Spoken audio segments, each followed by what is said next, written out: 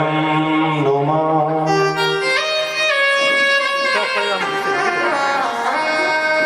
वक्रतुण्ड महाकाय कोटिसूर्य समप्रभा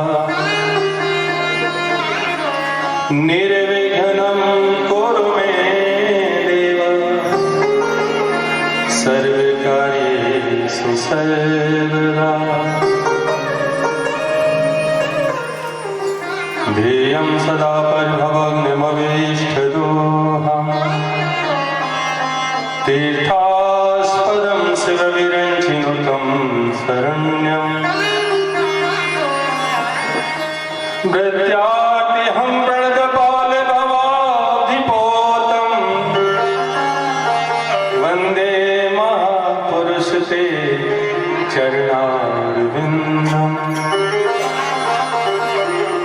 मनोजवं मारुततुल्यवेगं जितेन्द्रियं बुद्धिमतां वरिष्ठम्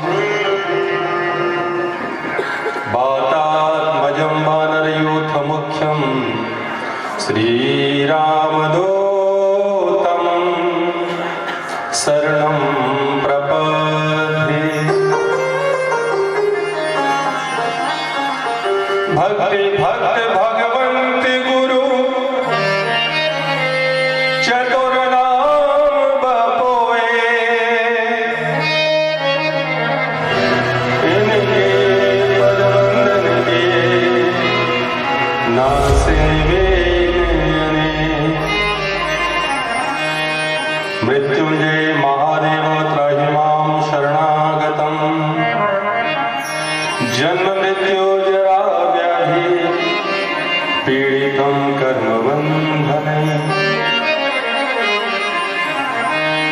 तप्त कांचन गौरांगे राधा वृंदावनेश्वरे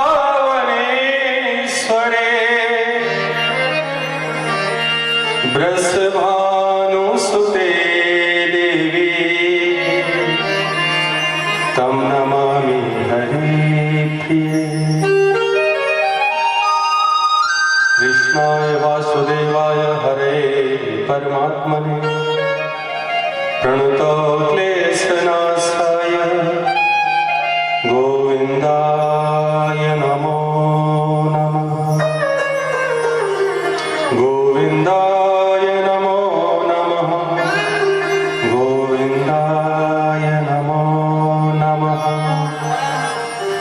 बोली गणेश भगवान की, हनुमंत लाल के, राजा रामचंद्र भगवान के, शंकर भगवान की, सद्गुरुदेव भगवान की, वृंदावन धाम की, भक्त समाज की, बांके बिहारी लाल की, जय जय श्री राधे।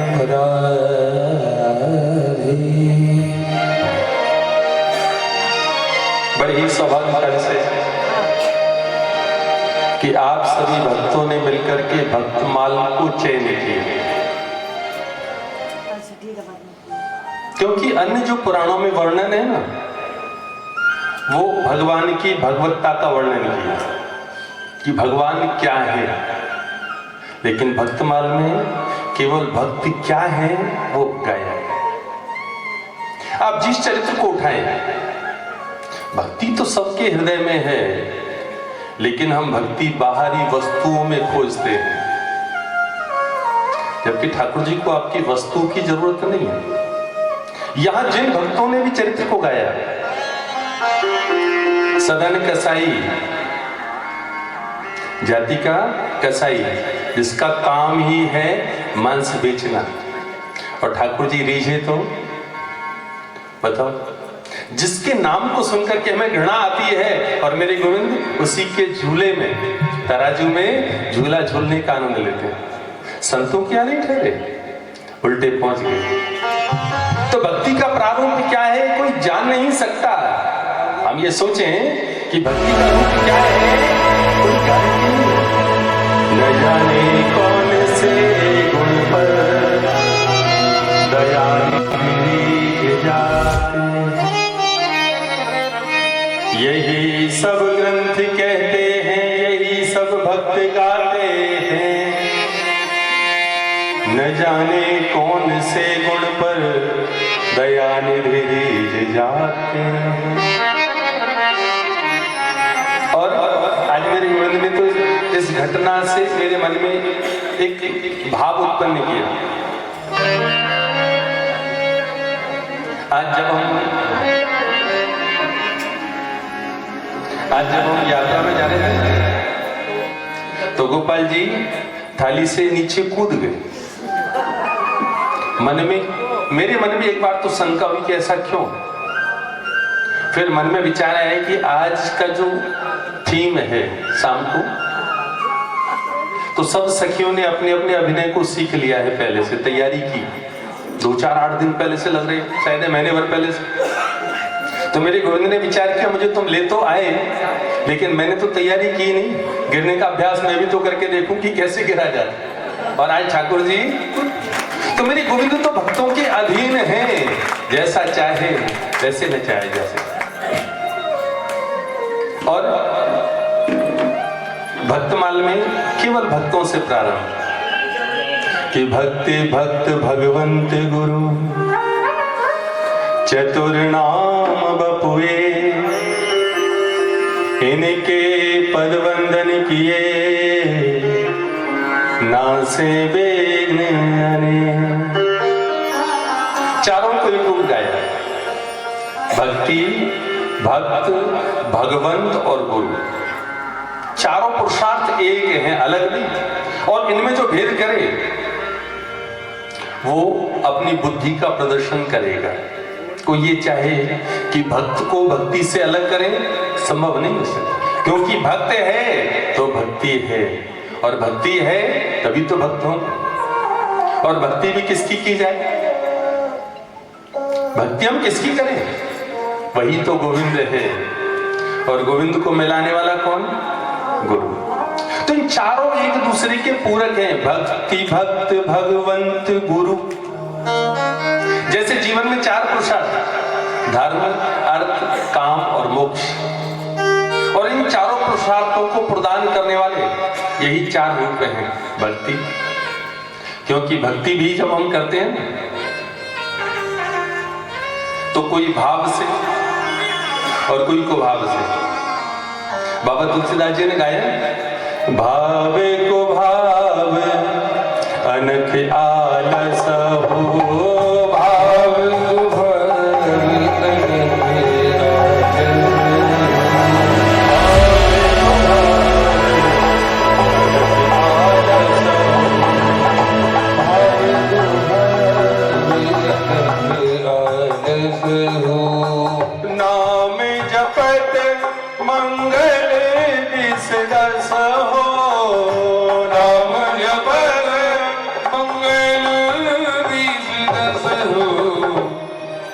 नाम जपत मंगल दिस दस हो, नाम जपत मंगल दिस दस हो, भावे को भाव अनख आलस हो, भावे को भाव अनख आलस हो।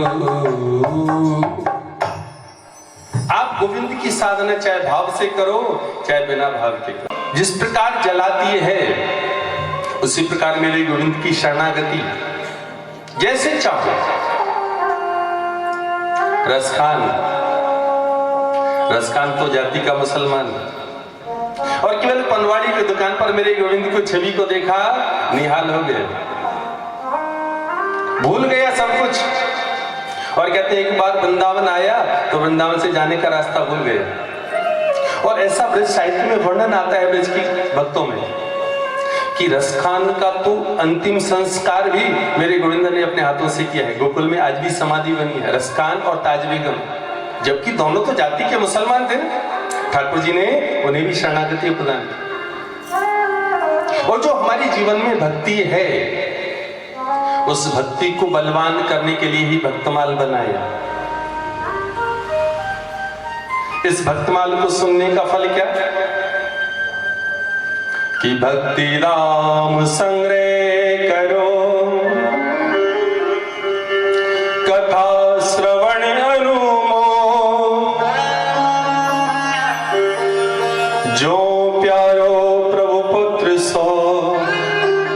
बैठे हरि की गोद। भक्तमाल की संग्रह, भक्ति दाम, दाम यानी धन। और हम लोगों ने धन इकट्ठा करते हैं केवल संसार का। और संसार का धन कब तक काम आता है? जब तक शरीर में श्वास है। और श्वास पूरी हुई तो जब अंतिम पत्र छपता है तो क्या लिखते हैं उसमें? निधन। शब्द क्या चुना? निधन। माने इसका मतलब अब इसका धन नहीं है, अब हमारा है, इसके पास धनहीन है, इसलिए निधन, बिना धन का। क्योंकि जब तक वो धन था धनवान बना रहा, और जब धन छीन लिया, धन छूट गया तो निधन। अब वो बिना धन का है, कोई काम का नहीं। लेकिन संसार में, और संसार के बाद भी और संसार के साथ भी केवल अगर कोई काम आता है ना तो मेरे गोविंद का नाम। आप कभी कभी जीवन में अनुभव करते हो, कोई ऐसी विपत्तियां आ जाए अचानक, कोई दुर्घटना होने वाली हो और उसमें से कहीं हम बच जाएं तो क्या कहते हैं? अरे कोई पुण्य कर्म काम आ गए। आज तो हमारे कई पूर्वजों के कोई पुण्य आड़े आ गए जिससे हमें शांति मिली है, हमें रास्ता मिला। तो यही तो है।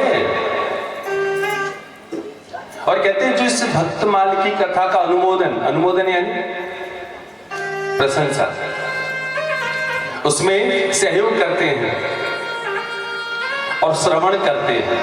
3 काम बताए। एक तो सब भक्तों को संग्रह करना सबसे पहला, दूसरा श्रवण करना। और मान लो आप श्रवण करने नहीं आ सकते, लेकिन आपको जानकारी मिली कि कहीं भक्तमाल का चरित्र गाया जा रहा है, तो जो उसका अनुमोद करे, अनुमोद यानी उसकी प्रशंसा करे, चलो आपने बहुत अच्छा काम किया। जो इतना भी कर देते हैं, अगर भक्तमाल के भक्तों के चरित्रों के लिए अनुमोदन, माने हम इसमें आपके साथ हैं, चाहे हम शरीर से आए या ना आए, मन से आपके साथ आप इस काम को करो, तो उसका फल क्या होगा? जो प्यारो प्रभु पुत्र सो। जैसे माँ अपने प्रिय पुत्र को अपनी गोद में बिठा लेती है, वैसे मेरे गोविंद भी अपने उस भक्त को अपनी गोद में बिठा लेते हैं। और इससे बड़ा कोई फल हो सकता है? जीवन का सर्वस्व लगा दो तो भी मेरे गोविंद की गोद मिलना सहज नहीं हो सकता। और बार बार वंदन करूं नाभा आभा देन, काढ़ होगा भावेद सो, भक्तमाल रस दे। इस भक्तमाल को गाया किसने? नाभाजी महाराज ने। तो ऐसे नाभाजी की हम वंदना करते हैं, उनके चरण कमलों की वंदना, बार बार, एक बार नहीं, बार बार। और जिन्होंने भक्ति सागर में, क्योंकि भक्तमाल में जितने भी चरित्र गाए हैं चारों युगों के चरित्र, सतयुग, त्रेता, द्वापर और कलयुग, अब तक जितने भी भक्त हुए हैं सबके चरित्र को गाया। संपूर्ण चरित्रों को खैर समाहित करना एक समय के साथ तो संभव नहीं, लेकिन जब मन करे, अपने जीवन में हमेशा अगर भक्ति आपको बढ़ानी है, आप चाहते कि हमारे जीवन की भक्ति पुष्ट हो, बलवान हो, बलवती हो, तो हमेशा अपने घर में नित्य भक्तमाल का पाठ करो।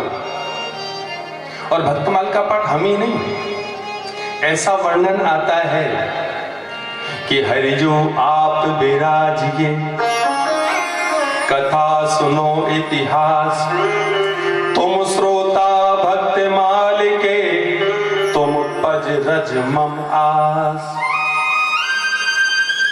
हर कथा को जब गाया है ना, तो वहां भक्तमाल के श्रोता का भी वर्णन आता है। जैसे हम भागवत सुनते हैं तो श्रोता है सुखदेव जी और भक्ता है सुखदेव और श्रोता परीक्षित जी। राम कथा को गाया तो भगवान प्रधान गायक हैं भगवान भोलेनाथ और श्रोता है मां सती। कालभूषण और गरुड़ का संवाद जहां भी सूत सोनक संवाद, तो श्रोता है तो वक्ता भी है, लेकिन यहां विपरीत भाव। कथा कहने वाला कौन? भक्त, और सुनने वाले स्वयं हरि। जिस प्रकार हम भगवान के चरित्रों को सुनने के लिए भक्त बनकर के बैठते हैं ना, तो जब भक्तों के चरित्रों को गाया जाता है तो मेरे गोविंद भी स्वयं श्रोता बनकर के विराजमान होते हैं। और ऐसा वर्णन आता है कि अवध में कनक बिहारी जी अयोध्यापति और आज भी संध्या के समय शयन करने से पूर्व भक्तमाल रखी है और नित्य जो वहां के पुजारी जी हैं, गुसाई जी हैं, वो नित्य भक्तमाल के एक चरित्र का प्रतिदिन भगवान को श्रवण कराते हैं और तब मेरे गोविंद को नींद आती है।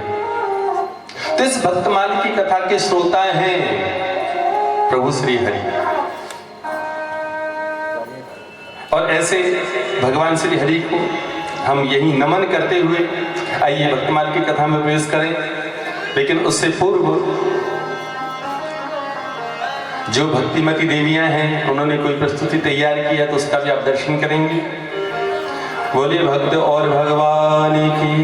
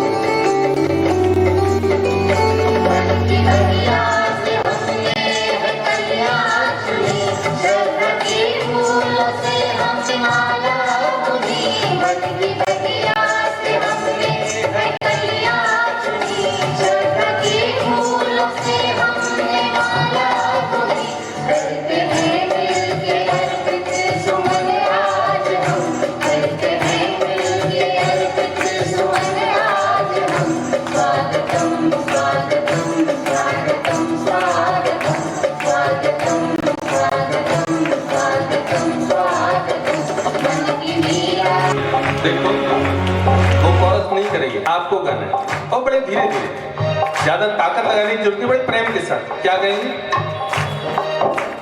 जय जय श्यामा श्याम राधे श्याम, जय बंसी बट वृंदावन धाम, जय जय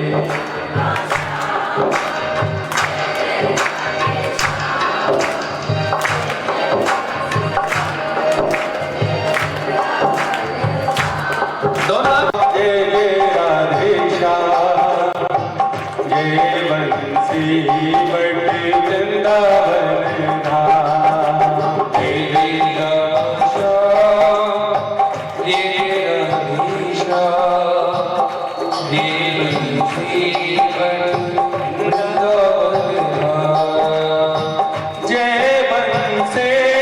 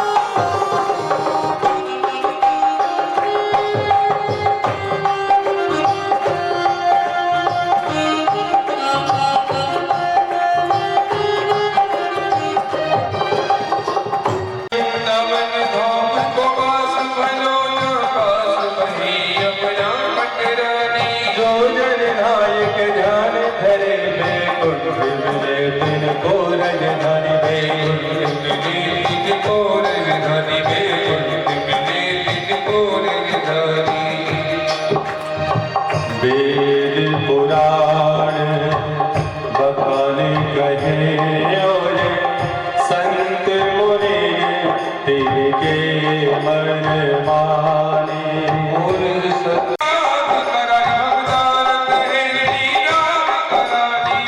जय जय श्यामा श्याम, जय जय राधे श्याम, जय बंसी बट वृंदावन धाम। जय श्यामा श्याम, जय जय राधे श्याम, जय बंसी बट वृंदावन धाम।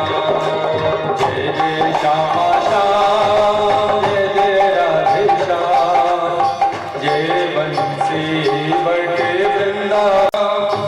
जय जय राधे श्याम, जय बंसी बट वृंदावन धाम। हरि बोल, तालियों से।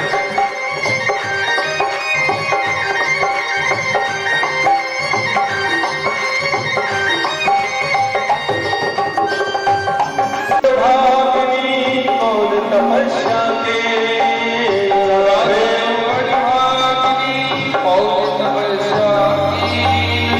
राधे तू बड़ भागिनी कौन तपस्या के।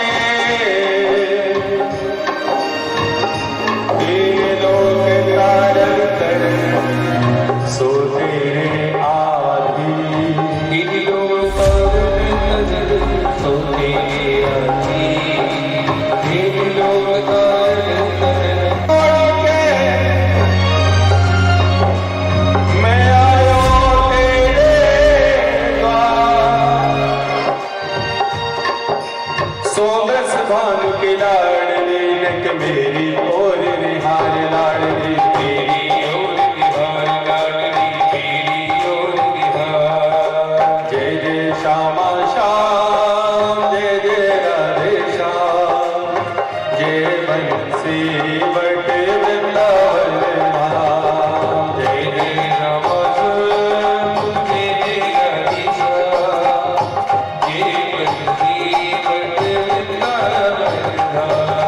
जय जय श्यामा श्याम, जय जय राधे श्याम, जय बंसी बट वृंदावन धाम।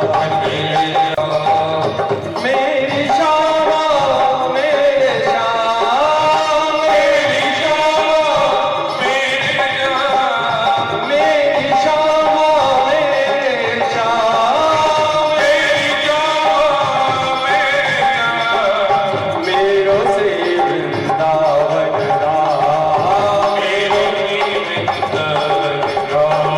जय जय श्यामा श्याम, जय जय राधे श्याम, जय बंसी बट वृंदावन धाम। जय जय श्यामा श्याम, जय जय राधे श्याम, जय बंसी बट वृंदावन धाम।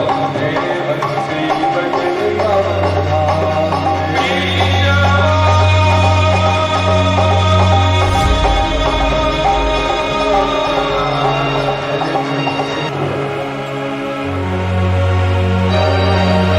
बड़े सवारे अंत लो, बड़े सो परम अंत लो, बड़े सो अंत साल को नमामि भक्त मान को।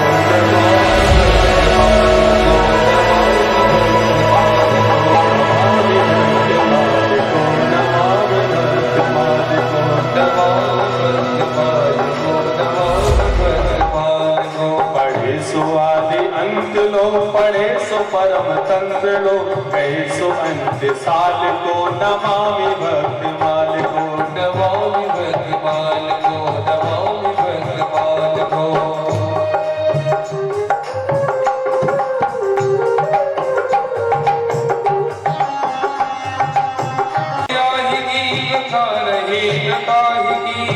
कितना सुंदर अच्छा भाव। कहते हैं जो नित्य भक्तमाल के चरित्र को बैठ करके गोविंद को सुनाते हैं, मतलब कथा करने का मतलब कथा गाना। और यहाँ कोई भी वक्ता बन सकता है, व्यास पद का प्रमाण पत्र होने की आवश्यकता नहीं। आप घर में बैठ कर भक्तमाल हो निकालो और रोज किसी और को नहीं, गोविंद को सुनो। और जो नित्य प्रति ठाकुर जी को भक्तमाल की कथा सुनाते हैं उनके जीवन की व्यथा सब मिट जाती, किसी प्रकार की व्यथा उनके जीवन में नहीं रहती। कथा करे सोयाएगी व्यथा रहे न काहेगी, कथा करे सोयाएगी व्यथा रहे न काहेगी। मिले सो राम लाल को नमामि भक्तमाल को, मिले सो राम लाल को नमामि भक्तमाल को, मिले सो राम लाल को नमामि भक्तमाल को, मिले सो राम लाल को नमामि भक्तमाल को। कहे अनन्य भाव है लहे सुभक्ति भाव है, कहे अनन्य भाव है रहे सुभक्ति भाव है। वही प्रमाण भाल को नमामि भक्तमाल को, वही प्रमाण भाल को नमामि भक्तमाल को, नमामि भक्तमाल को, नमामि भक्तमाल को, नमामि भक्तमाल को, नमामि भक्तमाल को। और इस भक्तमाल की कथा सुनने का लाभ क्या? उससे ठाकुर जी आकर कहते भैया तुम्हें मुक्ति दे दूं? बोले नहीं चाहिए। बोले क्या? बोले भक्त और भगवान दोनों अलग अलग रहे, क्योंकि मुक्ति का मतलब, मुक्ति का भाव है संसार से सर्वथा के लिए पलायन कर जाना, लौट करके नहीं आना। क्योंकि भगवान ने भागवत में कहा यदि गत्वा न निवर्तन्ति तद्धाम परमम मम। एक ऐसा मेरा वैकुंठ धाम है जहां जाकर के व्यक्ति लौटता नहीं है। लेकिन भक्त क्या चाहता है? जैसे प्रेमी की स्थिति है भक्त की, जब तक मिलन ना हो उसे हर जगह अपना प्रेमी दिखाई देता है। उसी प्रकार एक भक्त भाव में कहता है गोविंद बस तुम मुझे मिलो, लेकिन एक नहीं दो रहे, क्योंकि मिलन के बाद प्रेम समाप्त हो जाता है। वस्तु कब तक अच्छी लगती है? जो अप्राप्त हो, और जब प्राप्त हो जाए ना उसकी कीमत समाप्त हो जाती है। तो भक्ति चाहता क्या है? अभक्त भक्ति को लहे न भूल मुक्ति को चहे, अभक्त भक्ति को लहे न भूल मुक्ति को चहे। मिले सो तुच्छ काल को नमामि भक्तमाल को, मिले सो तुच्छ काल को नमामि भक्तमाल को, नमामि भक्तमाल को, नमामि भक्तमाल को, नमामि भक्तमाल को, नमामि भक्तमाल को, नमामि भक्तमाल को, नमामि भक्तमाल, नमामि भक्तमाल को, नमामि भक्तमाल को। अरे महाराज हमने तो इससे पहले कभी सुना नहीं, ऐसा नहीं है। आपने भक्तों के चरित्र तो पहले से बहुत गाए, लेकिन भक्तमाल के क्रम में जो आबद्ध है उसकी जानकारी कम लोगों, क्योंकि भक्तों के चरित्र को तो भगवान ने स्वयं गाए हैं। सतयुग से लेकर के अगर भक्त नहीं होते ना तो भगवान को पूछता कौन? और भक्त तो आज भी मेरे गोविंद को ढूंढते रहते हैं, और हर भक्त चाहता है कि हमें गोविंद मिल जाए, हर भक्त। लेकिन कब तक? जब वो सत्संग में हो, या कथा में हो, कीर्तन में हो, अच्छे चिंतन में हो, तब तो लगता है कि गोविंद का एक बार दीदार तो होना ही चाहिए। लेकिन कि कौन कहता है कि दीदार नहीं होता? आदमी खुद ही तलबगार नहीं होता। मिलते हैं मेरे शाम प्रहलाद बनो प्यारे, यूं ही नरसिंह का अवतार नहीं होता। पहले आप चाहते हो कि भगवान मिले तो भक्त तो बनो। आप लोग हमेशा गाते हो कौन कहता है भगवान आते नहीं, माँ यशोदा के जैसे बुलाते हैं। जिस भाव में चाहो, मेरा गोविंद तो हर भाव में रिझने को तैयार है। एक भक्त हुए हैं और जिनका नाम था धर्मपाल जी, दिल्ली निवासी। उनका पूरा नाम धर्मपाल जी खीड़ावर। जीवन में बहुत धन कमाया, लेकिन जब चतुर्थ अवस्था आई तो संयोग से धर्म पत्नी छोड़ करके चली गई। अब मन में विचार आया कि संतान है, 4 बेटे, चारों को संपत्तियों का विभाजन किया और थोड़ा सा अपने पास रख लिया। बोले अब ब्रज में जाकर के भजन करें। चलिए, और ब्रज में जहां साधु संतों का संग मिल जाता, मगन होकर के डूब जाता। जैसा रूखा सूखा प्रसादी मिलती पा लेते, लेकिन जो पद था, जो प्रतिष्ठा थी ना कि मैं सेठ हूं, वो दिल्ली छोड़ के आए। और ब्रज में तो जैसे फटे हाल जो मिल जाए, बड़े मगन होकर के और अपने आप को छुपा करके रखते। और जहां कहीं जाते ना तो यही कहते, भैया जीवन में बहुत कुछ मिला, लेकिन अब तो एक ही इच्छा है कि इस ब्रज में ब्रज की रज मुझे अंतिम में मिल जाए। और अपनी छोटी सी डायरी भी बना रखी, उसमें केवल यही लिखते, जब भी जीवन का अंतिम समय हो ना भैया, अगर कहीं मैं अपना समय, अपने शरीर को त्याग दूं ना, तो मेरे शरीर को बरसाने पहुंचा देना, और कुछ नहीं चाहिए। अब जहां जाते बड़े प्रेम से कीर्तन करते, सत्संग करते, तो लोग पहचानने लगे, धर्मपाल जी आए हैं, बाबा धर्मपाल जी आए हैं। अब सेठ जी से बाबा बन गए। अब तो जहां मौका लगता, भजन होता, कीर्तन होता, सत्संग होता, जाकर के बैठ जाते। और देखो, जीवन में सबसे परम सत्य है मृत्यु। दुनिया में परम सत्य है, केवल 2 सत्य हैं, नारायण एक मौत को, दूजे श्री भगवान। केवल 2 चीजें परम सत्य हैं जिन्हें आप नकार नहीं सकते। एक तो नारायण मेरे गोविंद को, और दूसरे मौत को। और आप चाहते हो कि आपके जीवन में कल्याण हो, तो केवल 2 चीजों को याद, 2 बातन को याद रख जो चाहे कल्याण, नारायण एक मौत को, दूजे श्री भगवान। संसार में सबको भले याद रखो, लेकिन 2 को विशेष याद रखो। लेकिन हम लोग क्या करते हैं? हम लोग सबको तो याद रखते हैं, लेकिन जिसको याद रखना चाहिए ना, उसी को भूले जाते हैं। सबकी गणना है, सबके मोबाइल नंबर सेट हैं, और कुछ के तो इमरजेंसी में भी हैं, तत्काल में जिसको करना हो, लेकिन मेरे गोविंद का नंबर नहीं है। अरे और तो और, भगवान को याद करने में बैठे ना तो माला की जरूरत पड़ती है, और वहां भी याद नहीं आती। वृद्धावस्था आई, सेठ जी थोड़े से अस्वस्थ हो गए।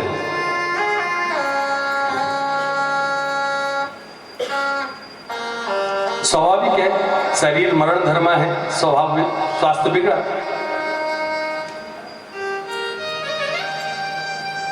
और बच्चों को जानकारी मिली कि पिताजी अस्वस्थ हैं, आए, लेवा करके ले गए।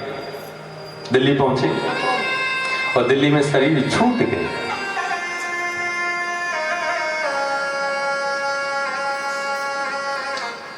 भक्तों को जानकारी मिली, बोले आज तो धर्मपाल जी का शरीर शांत हो गया। सब लोग पहुंच गए और बोले भैया इनको ब्रज में ले चलो। बच्चों ने मना कर दिया, नहीं ले जाएंगे। बोले ये तो पुत्र का धर्म है कि अपने पिता के अंतिम संस्कार को विधि विधान से करे, और ये सत्य मानना।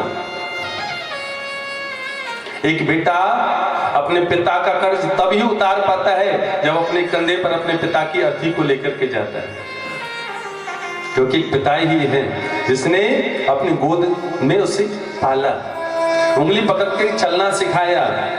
वो क्षण व्यक्ति भूल नहीं सकता। और कहते हैं पिता की गाड़ी में का पता तब चलता है जब वो खुद पिता बनता है, उससे पहले नहीं। एक पिता वो छत्र छाया है, वो छत है जो खुद सारी धूप को सहन करेगा, लेकिन अपने बच्चों पर धूप है या बरसात है या ठंड है नहीं आने दे सकता। खुद फटे हाल अपने जूते पहन करके जीवन बिता देगा, लेकिन बच्चों ने इच्छा कर दी ना तो चाहे खुद की जेब में पैसे हो या ना हो उसे पूरा करेगा।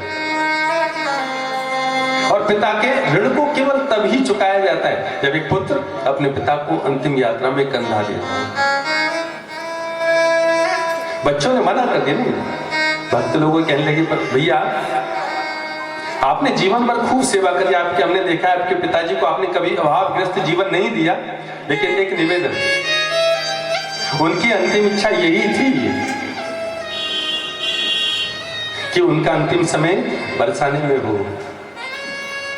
आप कृपया निवेदन करके उनके पिताजी अपने पिता की अंतिम यात्रा को ब्रज में ले चलो। रात हो गई, जो भक्त थे उनको जानने वाले जिद पे आ गए, बोले चाहे कुछ भी हो इनकी यात्रा तो हम ब्रज में लेकर के जाएंगे। और इधर ब्रज में भी जो भक्त थे ना, संत महात्मा प्रतीक्षा कर रहे थे कि ब्रजपाल जी कब आए, धर्मपाल जी कब आए। सब लोगों की इच्छा देख करके बच्चे मान गए, बोले चलो। यात्रा आई और विधि विधान से संस्कार पूरा कर दिया। जब अंतिम संस्कार हो गया तो अब बच्चे बोले कि आप सबके कहने से हमने ब्रज में अंतिम संस्कार तो कर दिया है, लेकिन अपने पिता की अस्थियों को हम लेकर के अपने साथ हरिद्वार ले जाएंगे। सब भक्तों ने कहा जैसी आपकी इच्छा। भाई उनकी जो अंतिम इच्छा थी उनको ब्रज रज मिले सो हो गए, अब आगे आपकी जो इच्छा हो सो कीजिए। और कहते मेरी राधा रानी एक बार जिसको शरण दे, किसी भक्त ने कहा, बोले राधा रानी है ना वो कृपा नहीं करती, कृपा तो दुगुनी करते हैं। तो उनका ऐसा कैसे मरा? राधा रानी तो बहुत दयालु है। तो बोले कृष्ण केवल कृपा करते हैं और राधा कृपा नहीं करती, वो बरसाती है और इसलिए नाम है बरसाने वाली। बोलिए बरसाने वाली की। और समय देखो एकदम मौसम साफ था, जैसे अंतिम संस्कार पूरा हुआ न जाने कहां से बादल घुमड़ करके आए और इतनी जोर से घनघोर वर्षा होने लगी कि जो अस्थियों का अवशेष था ना पानी के साथ बह गया, उस ब्रज की पावन ब्रज में मिल गया। यह एक भक्त की इच्छा, अगर भक्त मेरे गोविंद से मिलन की चाह लेकर के चले ना तो ठाकुर जी से कभी दूर नहीं कर सकते। इस प्रकार धर्मपाल जी को ब्रज की रज की प्राप्ति हुई। और ऐसे ही चरित्रों को जो सतयुग में हुए, त्रेता में हुए, द्वापर में हुए हैं, जितनी साधना उस समय की वर्तमान कलयुग में संभव नहीं है। और इसलिए कलयुग को सबसे श्रेष्ठ बताया कि कृते अध्यायते विष्णु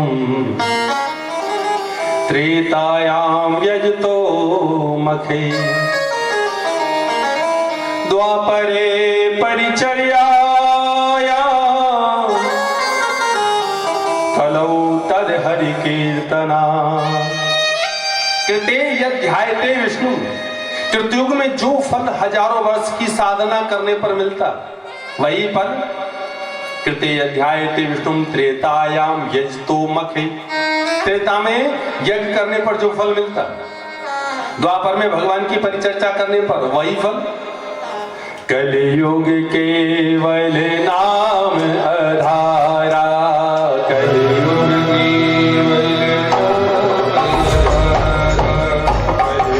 केवल नाम आधारा, कलियुग केवल नाम आधारा। सुमेरे नर होते रही पारा, सुमेरे नर उतरे पारा, कलियुग केवल नाम आधारा। कोई सर्वोपरि बताया। और नाम भक्ति जैसे चाहो गोविंद के कीर्तन करने में कोई नियम नहीं है कि नियम है। मंत्र को जपने का नियम है, लेकिन कीर्तन का कोई नियम नहीं है कि आप सवेरे नहाए या नहीं नहाए, मंडल में जब कीर्तन हो पहुंच जाओ और जैसे चाहो। कोई प्रमाण नहीं कि नहीं आपको आसन लगा करके ध्यान करके ही माला जपनी है तभी गोविंद मिलेंगे, नहीं। कीर्तन में क्या होता है, अपने मन के भावों को केवल जो मन में आया जैसा आया, कोई जरूरी नहीं है कि आप राग से ही गाओ। जो मन में भाव आया गा के गोविंद को सुना दिया। किसी सखी का मन में भाव आया वो नृत्य करके ठाकुर को रिझा लेती है। यही तो है कीर्तन। कीर्तन शब्द का उल्टा नर्तकी, कीर्तन का उल्टा नर्तकी।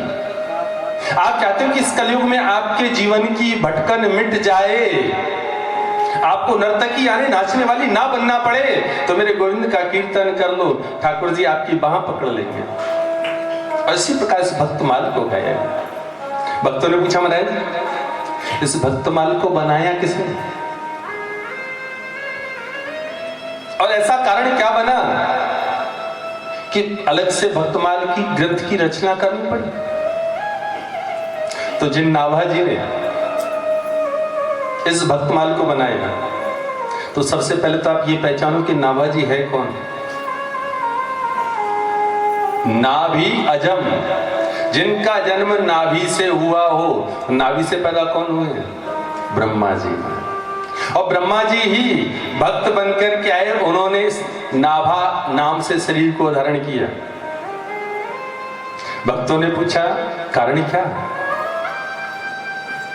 तो आपने जो चरित्र सुने हैं भागवत में कि जिस समय मेरे गोविंद अपने ग्वाल बालों के साथ बैठ करके झूठन खा रहे हैं, और एक बात याद रख लो, प्रेम में सारे नियम बदल जाते हैं। प्रबल प्रेम के पाले पड़कर प्रभु को नियम बदलते देखा। नियम है विधि और विधान, विधि और निषेध का नाम है, लेकिन प्रेम में सब कुछ उल्टा है। ना जाने ये प्रेम वाले उल्टी चाल चलते हैं और आंखें बंद करते हैं और दीदार कर लेते हैं। यही तो है ध्यान का मतलब। क्या आप जब मंदिर जाते हो और मंदिर में मैं देखता हूं लोगों को जाएंगे, ठाकुर जी को प्रणाम करेंगे, फिर नेत्र बंद करके ठाकुर जी के सामने खड़े हो जाते हैं।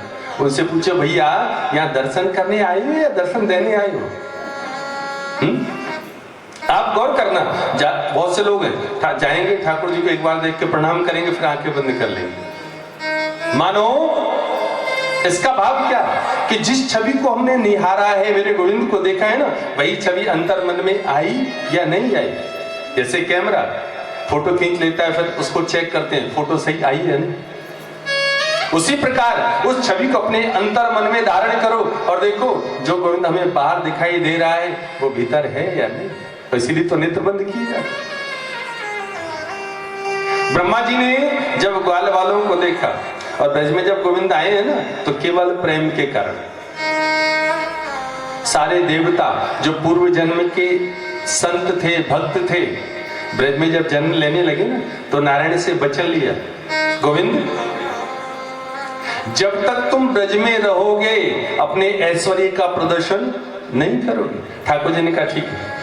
और ब्रज की जो 11 वर्ष 3 माह की लीला है ना, केवल प्रेम की लीला। अरे जो सारे ब्रह्मांड को तोड़ दें तो कोई नजर उठा करके देखने वाला नहीं है। और वो माँ यशोदा जब लाठी लेकर के धराती है ना, आंखों में अश्रु बहाते हैं। कैसा निर्मल मेरा गोविंद, उस परिकल्पना को जरा करो तो सही। जैसा सरस, जैसा मृदुल मेरा गोविंद हमारे सनातन संस्कृति में है, अन्य किसी और धर्म में नहीं हो सकता। और फिर भी हम ना जाने क्यों हमारे सनातन संस्कृति को छोड़कर के लोगों की अन्य धर्मों की ओर दौड़ रहे। मेरे गोविंद गोचारण को चले, साथ में ग्वाल वाला, और आज गोविंद ने अघासुर का उद्धार किया। अघासुर का अर्थ है अज्ञानी पाप। अब तक गोविंद ने पापियों का उद्धार किया, लेकिन यहां गोविंद ने साक्षात पाप का उद्धार किया जो सर्प के रूप में आया। उद्धार करने के बाद स्वयं ब्रह्मा जी पधारे और मेरे गोविंद के बाल रूप की प्रार्थना की कि नौमीड्यते ब्रवपुसे तदिडंबराय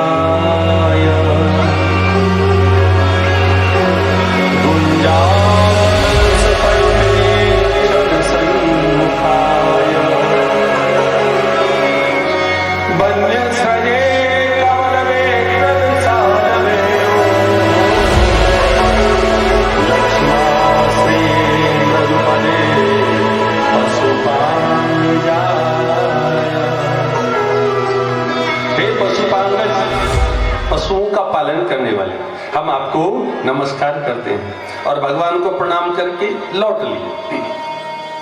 ब्रह्मलोक में जाने से पूर्व ब्रह्मा जी ने सोचा कि गोविंद तो बहुत सुंदर लीला कर रहे हैं, एक बार और मुड़ के देख लो।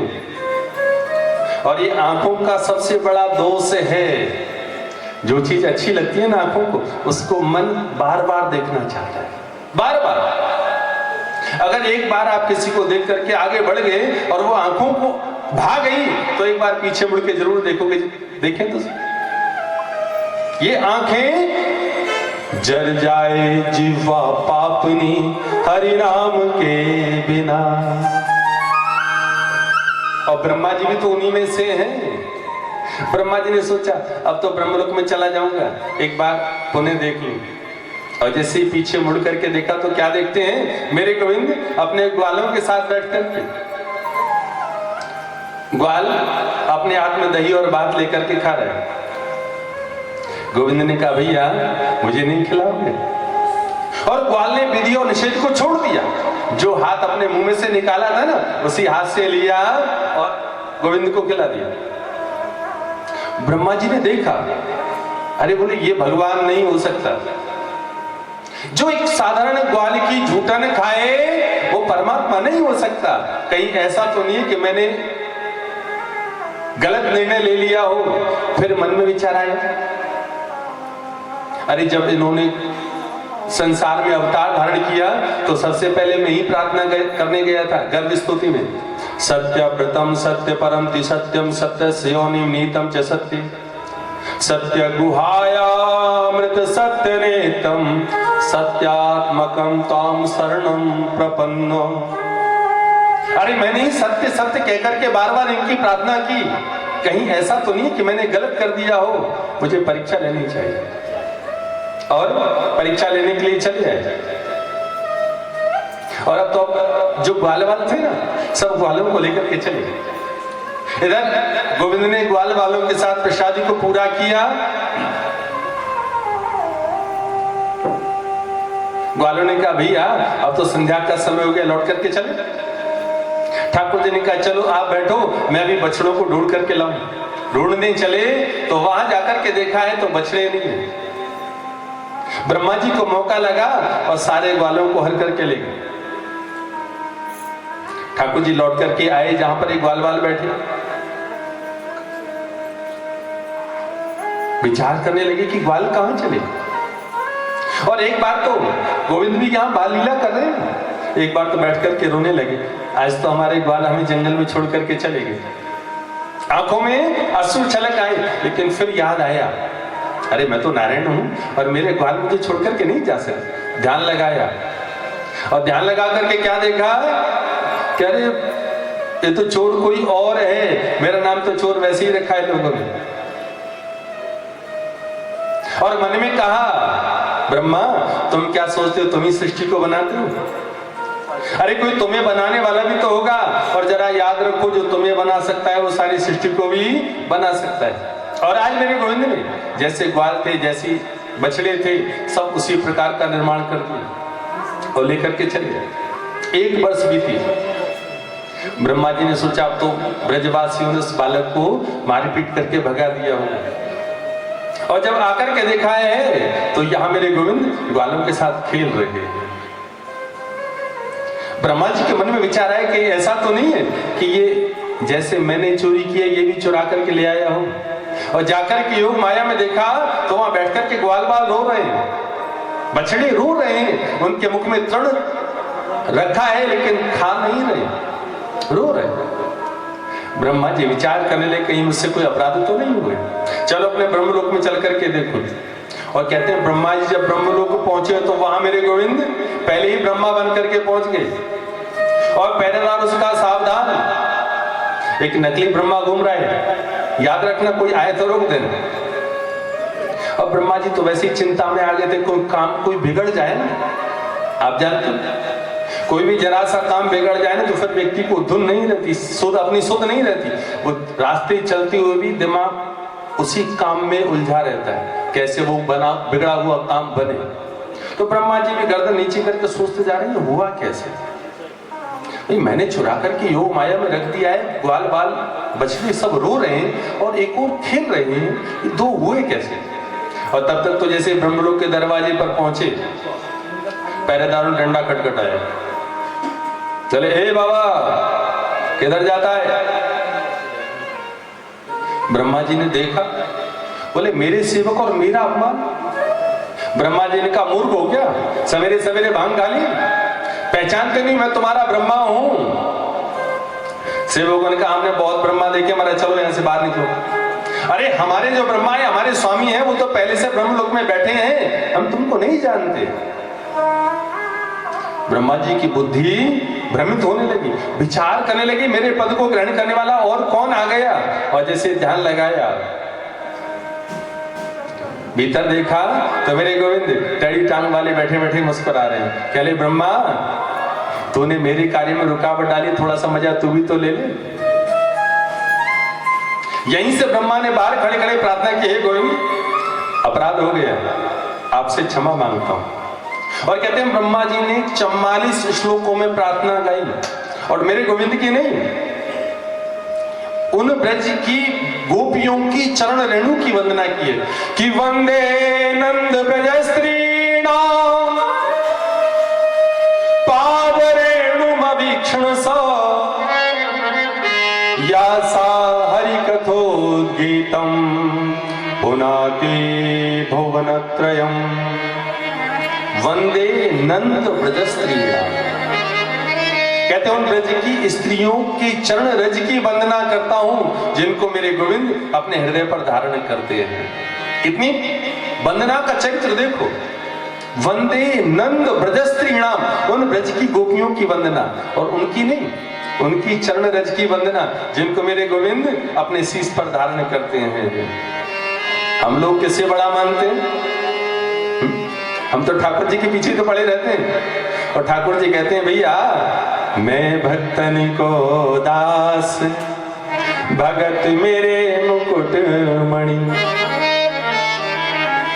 एक भक्त का वर्णन आता है, प्रागदास जो हुए केवल घास का भोजन करते, केवल घास खाते, लेकिन हाथ में तलवार लेकर के चलते, हाथ में नंगी तलवार लेकर के चलते। किसी ने पूछा भैया तलवार का क्या करोगे, बोले भगवान के दुश्मन हैं दो, उनको मारना है मुझे। उनका ऐसे कौन दुश्मन है जो भगवान के, उनका हाँ, और भगवान भी उनके पीछे पीछे दौड़ते रहते हैं। एक है अर्जुन और दूसरा है द्रौपदी, जब देखो तब परेशान करते रहते हैं मेरे ठाकुर को। अब बताओ भक्त का भाव ही तो है, ठाकुर जी ने उन्हें भी अपने हृदय से लगाए। तो जब ब्रह्मा जी ने वंदना की, ठाकुर जी ने कहा तुम तो विधि के निर्माता हो, विधि के विधान को बनाने वाले हो, रचयिता हो, और तुम गलती करो ये ठीक नहीं है। अरे संसार का कोई साधारण व्यक्ति गलती करे तो चलेगा, लेकिन अगर तुम गलती करोगे तो ये अक्षम्य है। अब तक तुम भक्तों की महिमा को पहचान नहीं पाते, तुम्हें एक काम करना है, तुम भी ब्रज में, तुम भी कलयुग में जब जाकर के भक्त बनोगे ना, तब तुम्हें भक्तों की पहचान होगी। और ब्रह्मा जी को यहां श्राप दिया है, और कहते हैं इसीलिए ब्रह्मा जी कलयुग में नाभाजी बनकर के पैदा हुए। बोलिए नाभाजी महाराज की। और दूसरा वर्णन, 3 कारण बताए यहां नाभाजी के जन्मदिन में। कहते हैं जो नाभाजी के पिताजी थे उनके घर में कोई संतान नहीं थी और वो हनुमान जी की आराधना करते संतान के लिए, हनुमान जी की आराधना। और हनुमान जी की कृपा से उनके घर में इस बालक ने जन्म लिया और इसलिए उन्होंने तब से अपने वंश का नाम ही बदल दिया, हनुमान वंश, हनुमान वंशी कहलाए हैं। और तीसरा कारण कहते हैं स्वयं हनुमान जी ही भक्त बन करके पधारे हैं और भक्तों में शिरोमणि तो कौन है? हनुमंत लाल। रामचरित सुनवे को रसिया, और कुछ नहीं, उनको तो जहां कथा हो वहीं पहले में ना जाने किस वेश में हनुमंत लाल जरूर पधारते हैं। बोलिए हनुमंत लाल की। तो हनुमंत लाल के चरित्र को तो कल गाएंगे क्योंकि आज तो सतयुग से शुभारंभ है। और हनुमंत लाल का यह वर्णन आता है कि हनुमंत लाल एक दिन भगवान शिव से ज्ञान चर्चा कर रहे थे और बैठे बैठे समाधि में चले गए। और हनुमत लाल जब समाधि में बैठे हैं तो उनके शरीर से पसीने की एक बूंद गिरी, जिसे भगवान भोलेनाथ ने अपने पास संभाल करके रखा और समय आने पर उन्हीं श्वेत बूंदों को इस कलयुग में प्रकट किया और इसलिए वो हनुमान वंश के कहलाए। बोले हनुमंत लाल की। और समय आने पर दक्षिण भारत में नाभाजी महाराज ने जन्म लिया।